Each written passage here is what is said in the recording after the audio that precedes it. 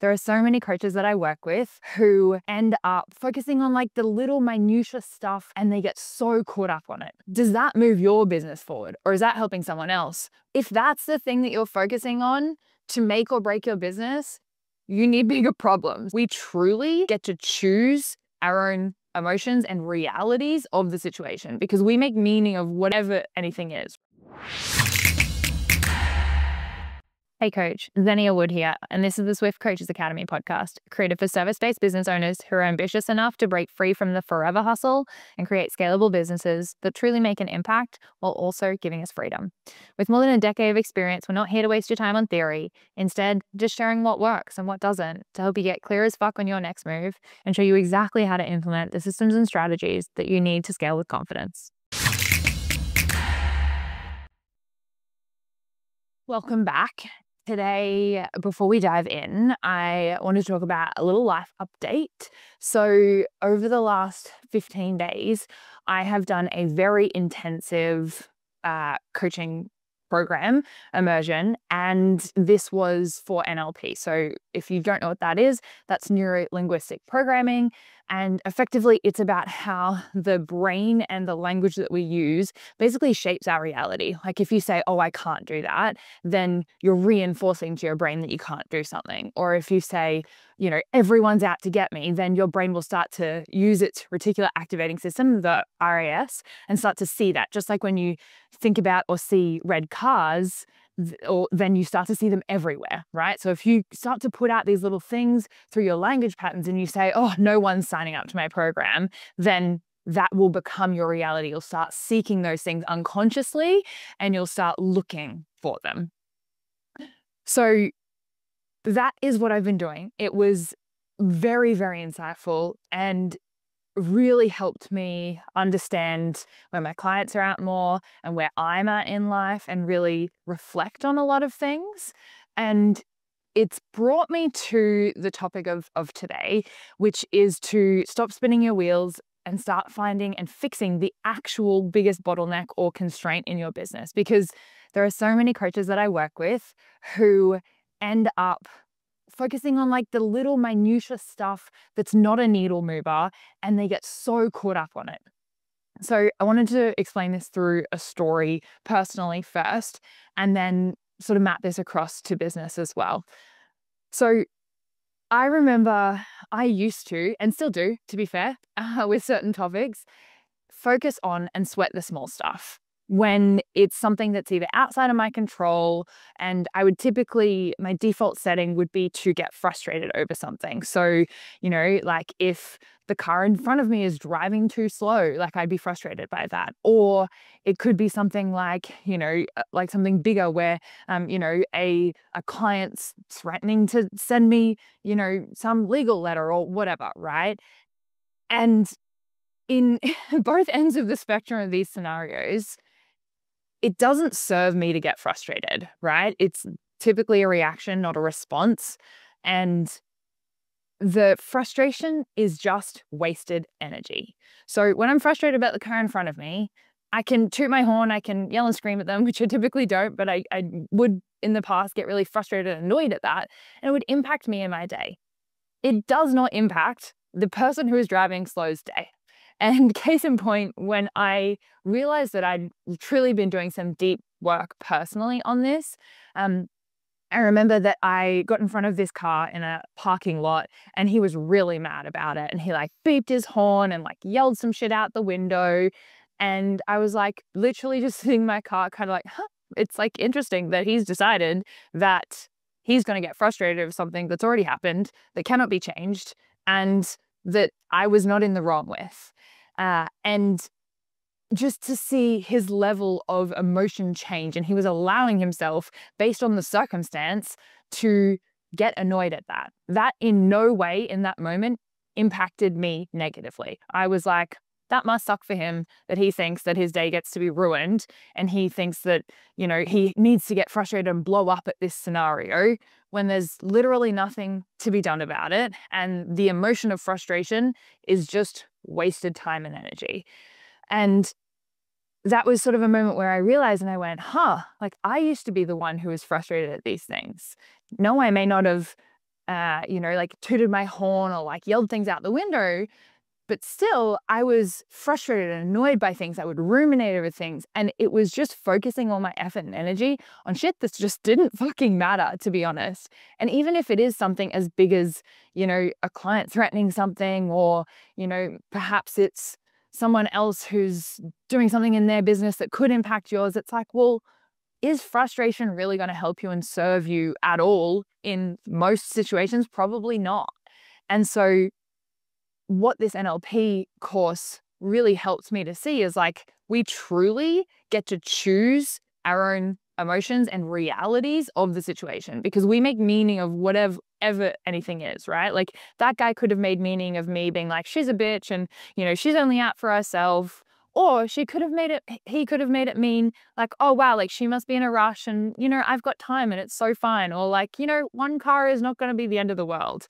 And I think sometimes we're so fixed on, that frustration comes to like lashing out or being frustrated at ourselves, even if we're procrastinating and not doing something, but it's not serving us.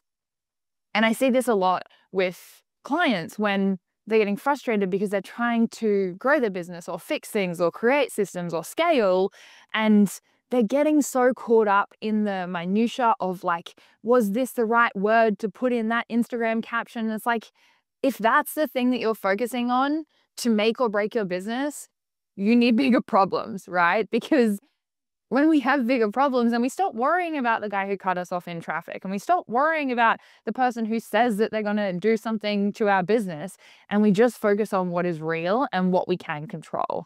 And I know that sounds really simple and a bit basic, and yet I wonder where in your life you're still reacting rather than responding, where you could be more neutral in a situation and allow yourself to feel the feeling and then quickly switch back. I also listened to a Layla Hormozi video recently that was saying that she allows herself to feel those feelings. And I'm definitely not saying like don't feel the feelings and be like numb and neutral to everything. However, how quickly can you get back to your homeostasis or your neutral is the sign of emotional intelligence and the sign of your ability to be resilient in those moments. So when it comes to business, when it comes to focusing on the shit that really matters and fixing the bottleneck, there is a process to this. And a lot of people will often, especially if they don't have like a really clear vision or they don't have a really clear calendar in place of what they're doing and when they're doing it for the stuff on their business, not in it, as in not client work, but like how do you build, grow, scale your business? Then we get distracted by the shiny object, or we get distracted by the thing that is, urgent and right in front of us that looks like a red flashing light.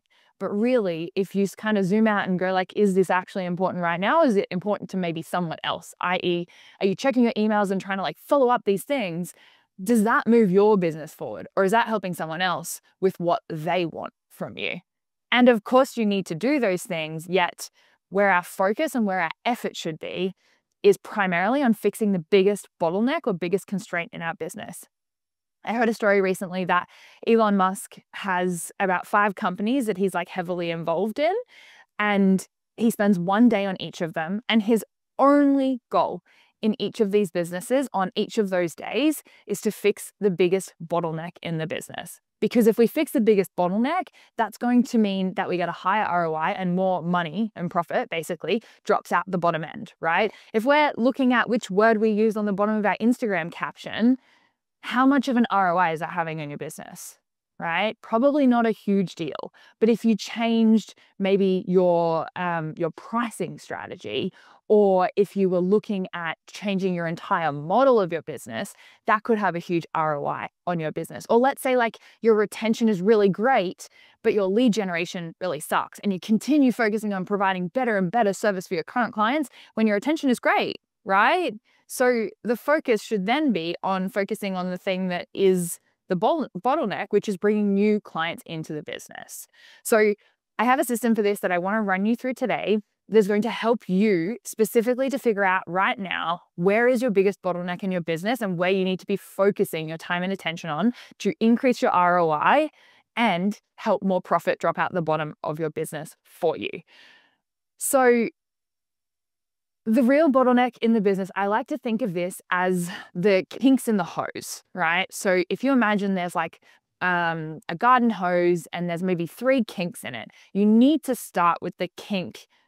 You need to start with, in this scenario, the kink closest to where the tap is so that the first kink can unfurl, right? So more can flow through. And then the second kink and then the third kink so that we have a completely unkinked hose and the water, aka money, clients, profit, flows through the system, right? Most people will fix things that aren't even the kink or the hose, right? They'll like pick out one weed in the garden, right? And it's like that weed wasn't really impacting anything. It wasn't growing. It was just sitting there. It was really small and it's so fine, right? In this scenario. The analogy of weeds may not be my best one because weeds grow and I currently have a weed problem in my garden. So I'm not the person to be speaking to about this. However, I hope you get the point that I'm trying to say is that we need to start with the bottleneck that is currently holding us back and move through sequentially, okay? So the first kink that may be in your hose, that if this is not sorted, it doesn't matter what the rest of your business is doing, you need to sort this first. And that is your offer. So this is primarily coming down to what encompasses your offer is like what your core thing is that you're selling or providing. And I break it into 3. So I break it into your niche, your methodology, or your like your signature system, and your outcome that you get. There's so much more nuance to this. I have like a whole entire course on this, and it's a specific module inside of our 12-month Biz Academy program as well. However, if you're breaking down just offer generally, you want to know the niche, who you're serving. You want to know the signature method or system that you use to get people that result. And then the outcome that you actually get people, or the promise of what they're paying you for what they're getting in exchange, right? What most coaches do in this scenario is they go, my niche is everyone. I do, let's say, personal training, and the outcome is you lose weight. Very, very vague, right?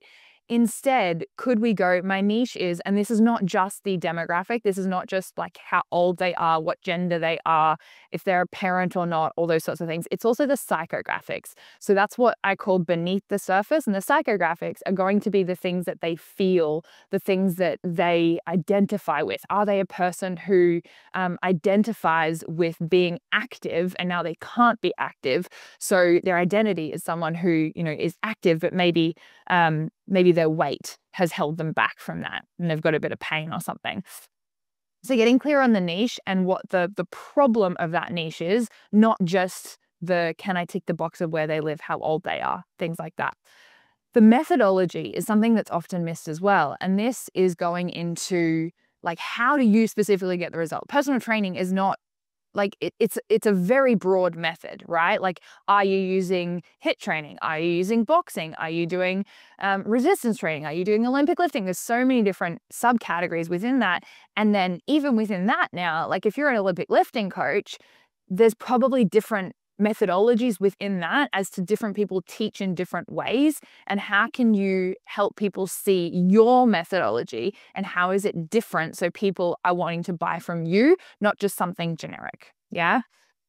And then it's the outcome. So what are you actually getting people as a result? Weight loss is very vague as well. It's, you know, it could be a number in terms of how many kilos, or it could be a feeling that they're chasing as well. I know that I was speaking to a client the other day in a one-on-one, and he was like, I really struggle with this because, you know, it's about helping people feel great so that they can go and exercise and do whatever they want on the weekend. And I'm like, great, it doesn't have to always be based on like, you know, you are able to lift X kilos or things like that, although that can be helpful if that's your niche, but it can also be based on the feeling. So based on being unrestricted and pain-free and enjoy sport like you used to in your 20s was the example that we went through in the coaching call yesterday.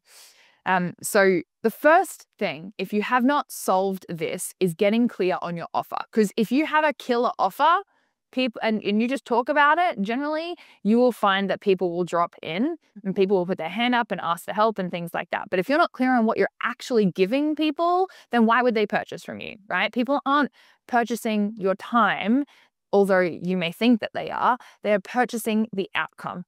Yeah. So how can you get really clear on what you are offering? This is something that coaches, I think, need to nail in on a little more. The second thing, and I would say the start of the funnel typically is where we're looking at for a majority of the coaches who are struggling. So the second thing is lead gen and marketing. So if you've got a great offer and then no one knows about it, of course, you're not going to have the clients, the leads, and the sales as a result of this. So having a look at your second kink potentially in the hose is your lead generation. Are you getting enough leads to transition into sales and clients to be able to get to where you want in your business? Yeah. Pretty self-explanatory with that one. Of course, with all of these, there's so much more depth in terms of how we fix those things, but let's just identify today where you should be focusing your attention. So is it your offer? Is that not clear yet? Do you not really know what the outcome is? Do you need to focus on that?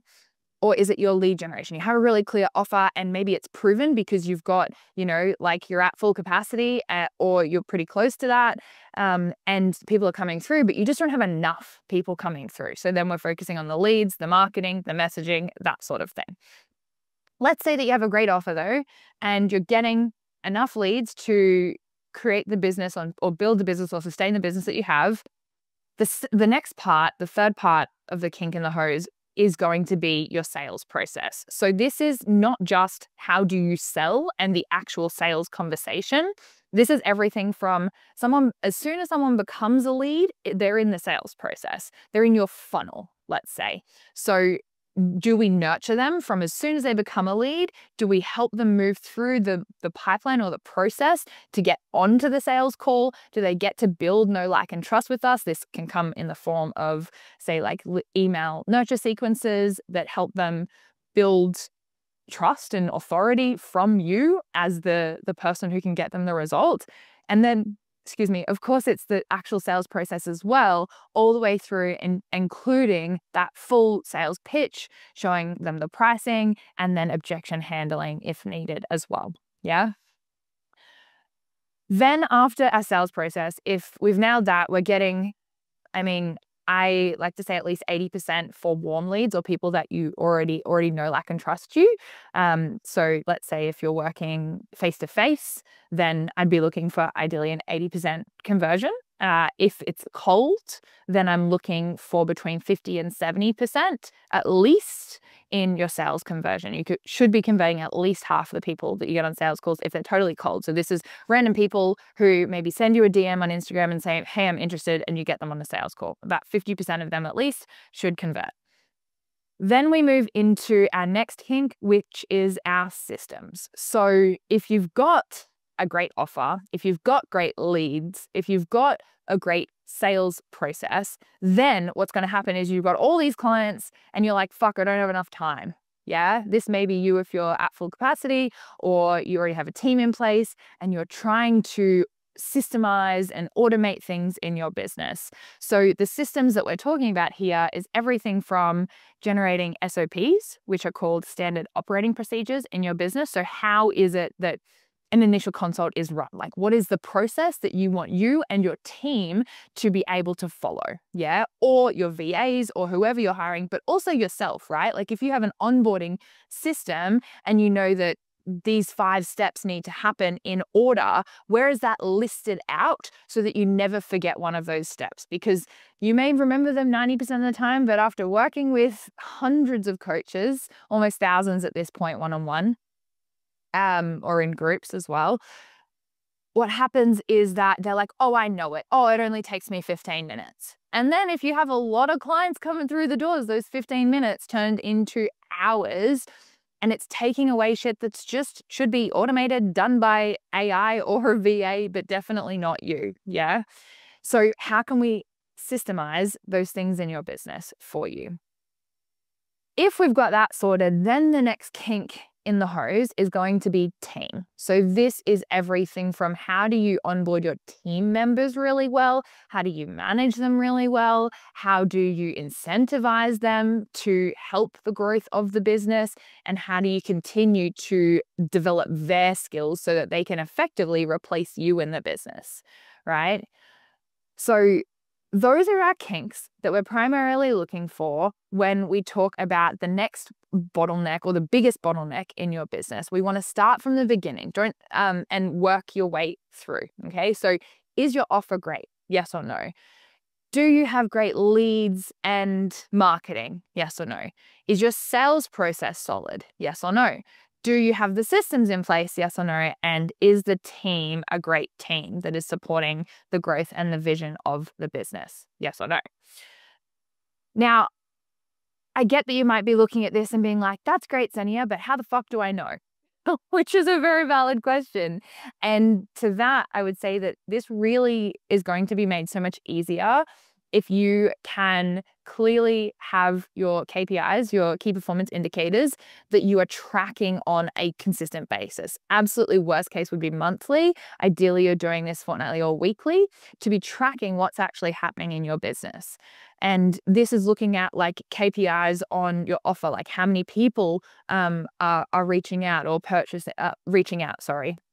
Are you attracting the right people? Then when it comes to leads, it's like how many people are actually putting their hand up and saying, I'm interested, right? And then it comes to sales, we're looking at everything in the sales process. I've done other YouTube, sorry.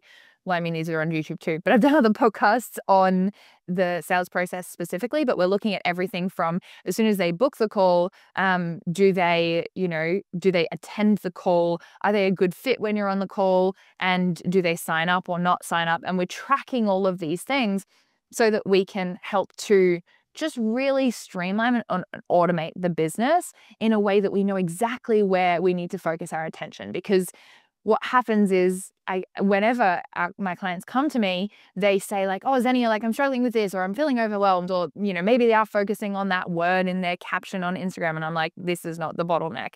So we need to go back and go, well, let's have a look at the bottleneck and the kinks in the hose and start from the beginning, work our way through and figure out based on their KPIs. And I'll ask them to bring up their KPI sheet. And if they don't have that in place, it's like, well, that's where you need to start. Yeah. We need to have data and be focused on how this improves based on the data. Because as soon as I can see the KPIs of any of my students, I can instantly tell them without even speaking to them what the problem is. They might think it's something else, and that would be a red herring. That would be a squirrel that is just distracting their attention and their focus, and it is not on the biggest constraint in their business. So it's really important that we have data that we're looking at to get clarity on, okay, well, is our lead generation, our marketing strategies, are they actually working? Are we doing enough to bring them in? So we look at both the activity or the input, and then we look at the output that we get from that. And we're looking at everything from, what are the insights on the Instagram in the back end, in the insight section of the business page? And are we getting enough eyeballs, right? And we have specific metrics that we look at to hit certain markers that are standard in industry to be able to see, is this the thing that is normal and you just need more volume, or you need, different eyeballs on your content? Or is there something within the marketing that isn't working? Like you're getting tons of eyeballs and you're not getting conversions, or you're not getting people, put their details in to become a lead with you. And just having those KPIs, I know I talk about this a lot, but having those KPIs in your business to just have like a one-page document that just really clearly tells you exactly what's going on, and being able to read that document as well and look at it and self-analyze and go, okay, well, I can see all these things, and I know now that the problem is that the leads I'm bringing in are not my ideal clients, for example, right? And so how do we then manipulate and change that? And that's where the coaching comes in. We're leveraging on the experience of the 10 plus years I have and all the students in the program, where we can work together and sort of mastermind with your specific challenge and go, okay, if we know that the leads that are coming in are not ideal leads, how do we pre-qualify them? Or how do we look at your messaging and see where you're actually not specifically targeting and talking to the right people that you want to bring into your program? Okay. So I'm just going to go through these again. If you need to right now, I would encourage getting the notes section in your phone or pen and paper, laptop, whatever tickles your fancy, and just writing down these kinks in the order, so that you can come back to this whenever you're feeling overwhelmed or stuck or frustrated or feel like you're spinning your wheels.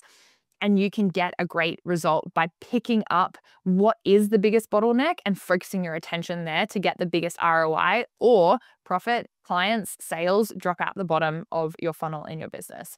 So number one is your offer. I break this down into the niche, the signature system, and the outcome that you're getting those people. Yeah. Number two is the lead generation and marketing strategies. Yeah. Number three is the sales process, everything from as soon as they become a lead all the way through to when they say yes or no and sign up with you. And typically no is just a not yet. So they're still in that sales process. Then it comes into our systems. And then finally, we have our team. Okay.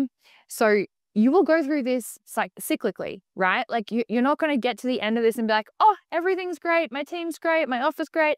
You will constantly be iterating this. And it's really important to be able to use those metrics and those KPIs to figure out where in that process. If you are struggling with this and you're like, I don't know what KPIs to use, then I'm going to pop a free KPI tracker in the show notes of this episode so that you can have a head start on figuring this shit out for yourself. And as always, if you are like, okay, I've been sitting on this, I've been trying to DIY it, and I'm not getting the level of growth and success that I want, then I encourage you to reach out. Send me a DM on Instagram at Xenia Wood Official, and let's have a chat and see if there is some way that I can help to support you to grow your business faster, easier, with more fun and with less effort. Because I promise you, in the era that we're in of AI and systems and automation and all of the knowledge that we have inside our specific coaching programs,